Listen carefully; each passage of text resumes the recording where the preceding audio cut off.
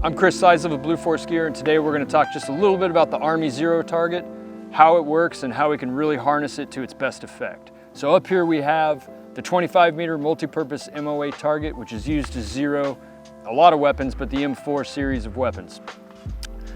It has a white diamond center mass, which is your point of aim, always. You know, iron sights or M68, doesn't matter, that's the point of aim. And it's surrounded by a dashed circle line, which represents 4 minutes of angle, all right? That is what we would hope that soldier can shoot with this weapon system. Iron sights, red dot sights, doesn't matter. 4 MOA is what we're going for. It is also, the outer dash circle is a 6 MOA circle. That's the threshold. That meets the standard of 6 minutes. The reason why that is the 300-meter E-type is 6 minutes wide. So this is kind of scaled. This circle is a 300-meter E-type, all right? It's scaled the same. So if soldier is putting all the rounds within that 6 MOA circle, right, we know that he can hit that 300-meter pop-up target, and also that the weapon is zeroed. So we're kind of doing two things at once. We're zeroing the weapon, but also validating their position, their mastery of the shot process. They can tie it all together to produce at least 6 MOA accuracy, which again will put rounds on the 300-meter pop-up silhouette. A fantastic training aid is the Army's graphic training aid 0701034, which is the 25-meter point of aim impact offsets graphic training aid. So what this is designed for is your M68 red dot sight. When you cover or line up the tip of the diamond with the tip of the GTA diamond, it shows you exactly what the offsets are for your M68. So your point of aim, red dot covering the white diamond, but the group should be here, right? So you can have these in your pocket. You should, if you're an NCO that's managing a zero range. You can't do it effectively without these, you know, assuming you're shooting M68s. But also, here's another tip. I do this, is, you know, get your detail together, get all your zero targets, put these on there, and then take a Sharpie marker and just outline that stuff. So now I don't even have to bring this up there to check it, all right? The group should be very simple to check real quick. If all of the bullets are within this dotted dashed line that's 6 MOA, the weapon is zeroed, and the soldier has proved that he has mastered the shot process to the point where he can consistently achieve that under field conditions. So right now we're going to talk about something pretty critical, movement and skill set that we need to have that isn't exactly covered in detail in TC 3-22.9 or the .40, all right? It's a drill that we should be doing, and we should be doing it well because it incorporates a lot of good manipulations with your body and the weapon, and results in effective hits on target efficiently and safely. So we need both of those things. And what I'm talking about is during the Army qual, the first shot is 50 meters standing offhand. But then very rapidly, efficiently and safely, we have to hit the prone, get back into the gun, start the shot process well, because those other 9 targets are going to start popping up. So that movement takes just a mediocre of understanding what we need to have happen in sequence so we can do it extremely efficiently, extremely safely, and extremely effectively. So right now you're going to watch a great demonstration of how that should happen, and then I'll go back and talk through it piece by piece.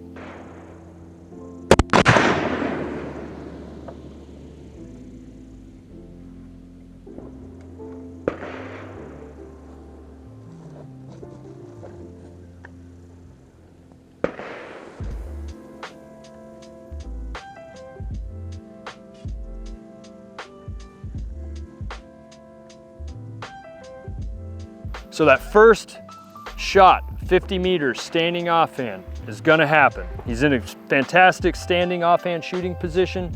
He's got some sling tension, stopping a little bit of wobble zone, and it makes sure he's got a good stock weld back in his shoulder. So he takes that first 50-meter shot. I wouldn't linger there. You got it or you didn't, all right? The red dot was either where it needed to be when you broke it or it wasn't, okay? You probably shouldn't take 2 at it. But anyway, post-shot procedure for this. Step 1, safe the weapon. which you already have. Step 2, break the weapon down underneath your strong side arm. Boom, boom. We're gonna keep it oriented exactly where we need it to be oriented to fight the fight, and also that part of the shot process is already kind of being done, all right? Control and movement. Step 3, post out with your support side hand, and step 4, hit the deck. Now it's important when we do this, it takes a little bit of practice to make sure that when you get into the prone, the rifle's already oriented within a couple degrees of exactly where it needs to be. If when you hit the prone, you're oriented 15, 20 degrees off of your lane, we need to practice it a little more. So he did a great job. He landed right into a pretty solid prone unsupported shooting position. The next thing he can do with the support side hand is grab the sling tensioner, crank it all the way forward until you get that 5th point of contact on the gun.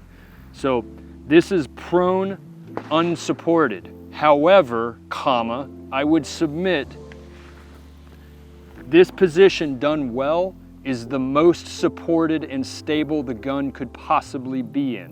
Why? We have a point of contact here, as far forward as we can get it, all right? He's applying straight rearward pressure in through the buttstock tube into his shoulder, right? All inputs into the gun happen to the rear from you. So we're good there, all right? We have contact here. We have contact with the magazine and the ground. We have contact on his strong side elbow. We have contact of all of this, okay? The gun is not moving, is it? All right? No. So put your red dot and cover up that white diamond on the 0 target. Now what I want you to do is take a full breath cycle up and down. And you can tell me if that red dot is even leaving the little black circle up there throughout your entire cycle. Not. Okay, so this thing is as stable as it's going to be.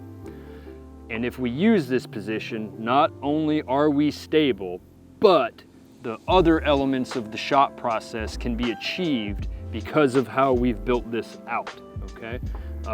A lot of times using the sandbags results in you have good aim, but everything else is not great, okay? Your body position is not in a position to absorb recoil well, get us a reliable and repeatable sight picture again and again and again, right? So from this position, give me 5 rounds inside that 4 MOA circle.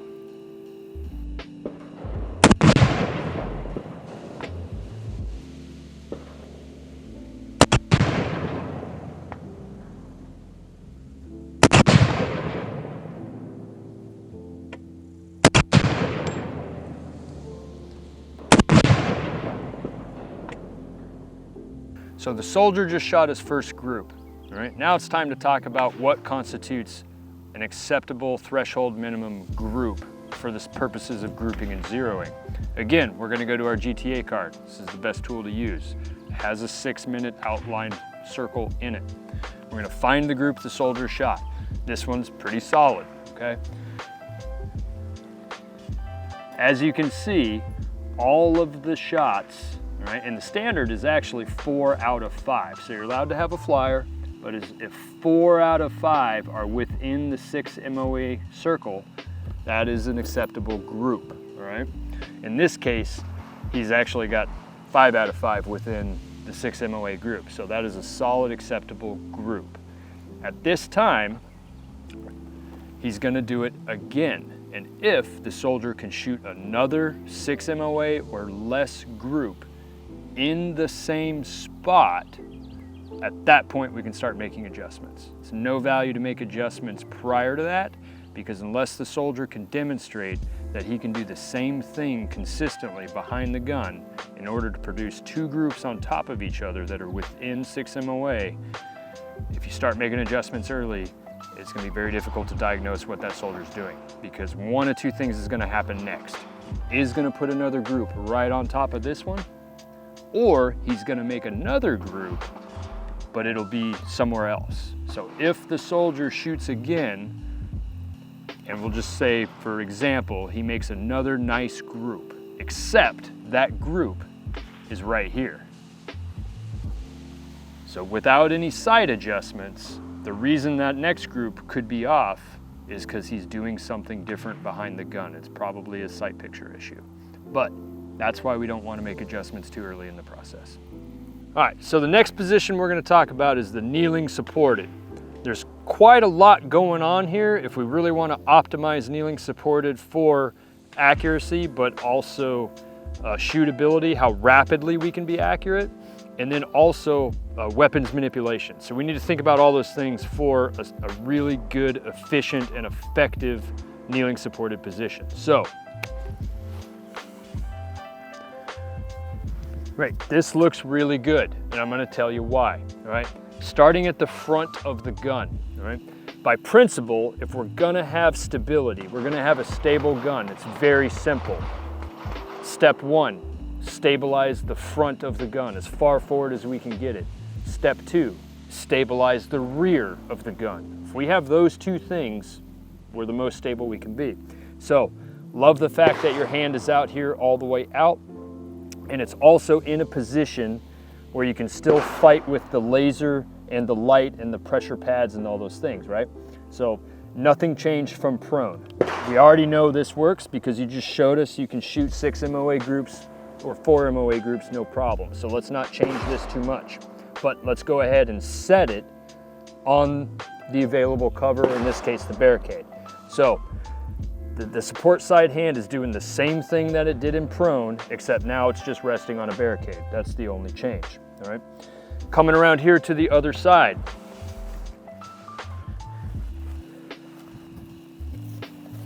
Points of performance here is no air gap between his strong side arm and elbow and his strong side leg, right? So this is touching. So again, just talking pure principles of stability. Stabilize the front of the gun, stabilize the rear of the gun. And that's what's happening back here. Great contact, all the way down, great contact. Very, very important that this strong side foot in kneeling supported is flat and, believe it or not, kind of relaxed. You don't have a whole lot of tension in this calf, do you? No, I do not. Good, so that means you can stay here for an appreciable amount of time, a couple of minutes.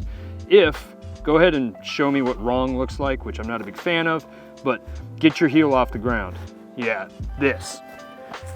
When we see this, I automatically know what's gonna happen. He's gonna fire the rifle, he's gonna start moving around, all that air gap. Yeah, this is not a stable position, is it? No, not at all. No, so move your foot forward, get it flat. Try to stack your knee on your ankle, on your arm, right over your shoulder. All of this is a pretty good unit, okay?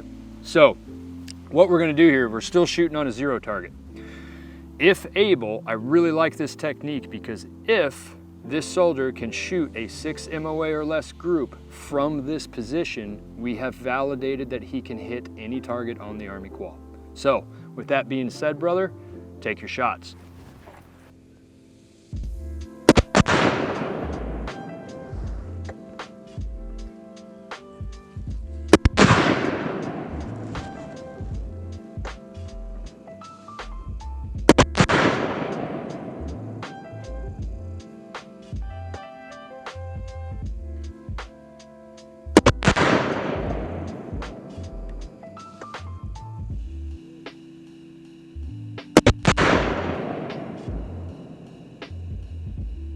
All right, so just for giggles, we came up here and checked his target after he shot his 5 rounds kneeling supported.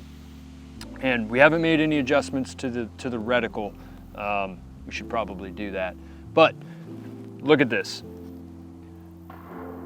That is about a 5 MOA shot group. So that's within standards to zero the gun if we wanted to from kneeling supported. So that's what a good kneeling supported position will get us, is you can absolutely zero the gun if you really wanted to from kneeling supported. The only reason he could shoot a 6 or 5 MOA group from that position is followed the elements of the shot process and maintained his good shooting, stable shooting position throughout the entire time. All right, so now we have moved on to standing supported. All right, standing supported, again, there's a lot going on here and a lot of factors we need to take into account if our goal is to take skills that we're learning here and applying them to all environments and all conditions. So his hand position on the gun remains the same as it was prone, same as it was kneeling supported. We've already validated that you can manage the gun optimally throughout the shot process in this configuration. And oh, by the way, you can still use your lights and lasers, so all that's good to go. Just as a reminder, soldier input into the gun is always the same. It's always straight back to the rear, down the bore line into his shoulder. All he's doing up here is setting it down, not pushing into it, just set it down. That's it, okay? Coming around the backside here,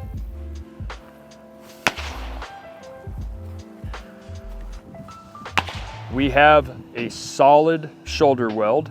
We also have almost, about a 10-degree bend, but a generally straight line between his strong side shoulder and his strong side heel, okay?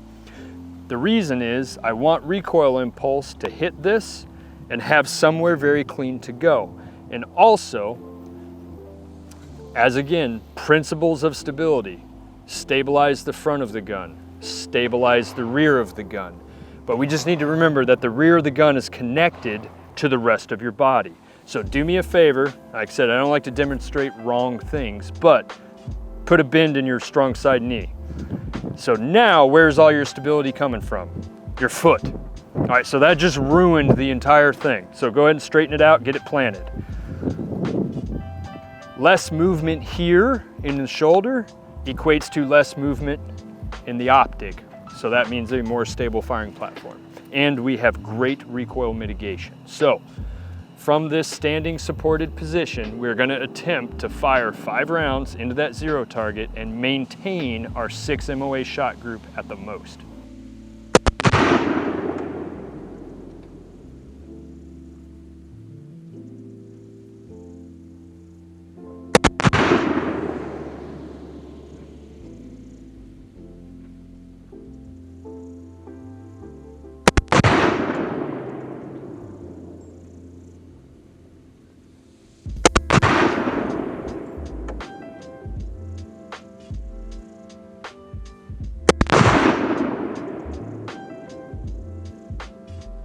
All right, so what could our soldier produce from standing supported? Really well. So I've circled this latest shot group you just witnessed from standing supported was a 4 MOA shot group right here. All right, his first shot he reported was the barricade was moving on him when he broke the shot, and that resulted in that first round flyer. But again, the standard is 4 out of 5 within a 6 MOA objective, or I'm sorry, threshold with 4 MOA objective. In this case, he shot a 4 MOA shot group from standing supported. So that's about as good as it gets, okay? If the gun does better than that, it's an anomaly, all right? So this proves, this validated from that position, he can shoot anything that he can see on the Army qual. You don't even shoot 300-meter targets from standing supported on the Army qual, but you absolutely could if you wanted to or needed to. You know what I mean? That's the importance of validating these positions, I think, on 25-meter zero targets with a 6 MOA GTA card. All right, so what we're gonna do next is standing supported. It's gonna look a little different, but I think it's gonna act the same. So the previous standing supported, we were setting it on the barricade. All right. However, the soldier was still employing the manipulations of the rifle correctly, which is to say all inputs are to the rear, and then he had the opportunity to just set it down, so he did, right? That skill will transfer to using cover, trees, barrels, vehicles, whatever. So this time we're gonna do the same thing. This is standing offhand, right? However, all he's doing is touching the barricade, right? So same concept, everything's coming to the rear. And do me a favor, soldier, show me a standing unsupported. So just stand there, right? Get a good sight picture. So this is okay. It's not terrible, but we could make it better. How could we make it better? Just touch the barricade. Take a step forward and touch it. Don't put a bunch of pressure into it, just touch it to stabilize the front of the gun, all right? So let's try that and see what our results are.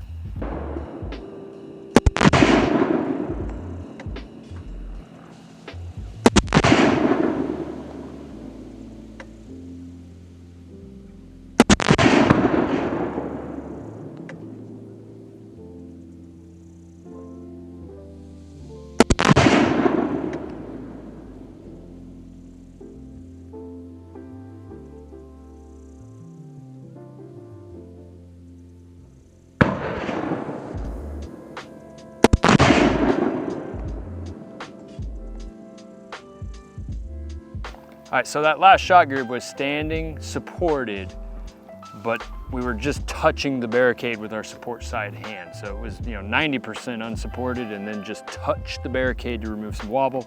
We'll see how he did. Coming up here on our GTA card, he's got 3 rounds touching, this guy and this guy. So I still need to make a slight adjustment to get you where you need to be. However, this is a 6 MOA shot group. So even standing supported of just touching the barricade, vice setting the rifle on it, still resulted in a 6-minute shot group. Why is that? The principles of shooting the gun were in place, the elements of the shot process were being adhered to, and it all came together. You don't even shoot 300-meter targets from standing supported, but you could if you wanted to. All right, so we just validated that he can hit 300-meter pop-up targets from standing supported, no problem. But the most important thing is we validated it in such a manner that we get an immediate technique transfer to field conditions. This is a pretty good representation. So if you were shooting the enemy and you're like, this is not terrible, standing unsupported, you're behind a little bit of cover, but what could you do if you wanted to make it better? Touch the tree. Take a step forward, touch the tree. Now we've just removed a little bit of wobble, but we've got the gun supported, standing position is solid, and now we can shoot just like we just validated.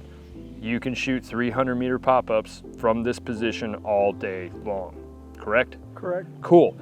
So this position that we trained for on the barricade, we got an immediate skills transfer, to the real world. Same thing with kneeling. All right, show me a good kneeling position.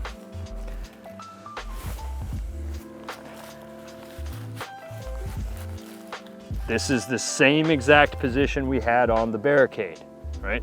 The only difference is instead of setting the gun on something, we're just putting a little bit of pressure into the tree. That's it. So we have the gun supported, we have the gun supported, we have the gun supported. The foot placement is the same, right? And just like we validated on the barricade, from this position, you can shoot 300-meter pop-ups all day long, right? And the way that we trained and practiced on the barricade is the exact same thing we're doing here. I love this immediate skills transfer for training effectiveness and training efficiency.